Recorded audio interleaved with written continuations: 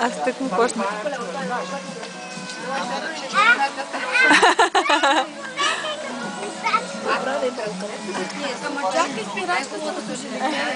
Да, значи Теди, той има с спирачка, има и без спирачка. Да. Малко ме завъртям волана. Ама ние с Теди сме купили.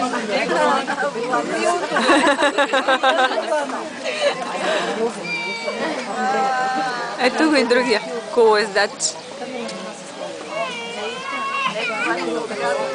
Отказва се. Може да му се спи.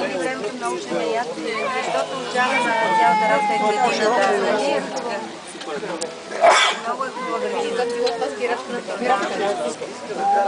Иска да кара по-ново, ем да му писка. Още като се прибират от вас на кафето на Мишона. Защо? Тачка спинка ли? О, Милия, той, че разплачеше кучетата в района.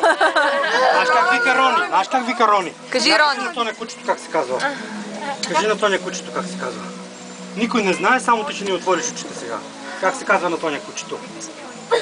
Айде кажи ми. Викаше Рони, сега с малко пак.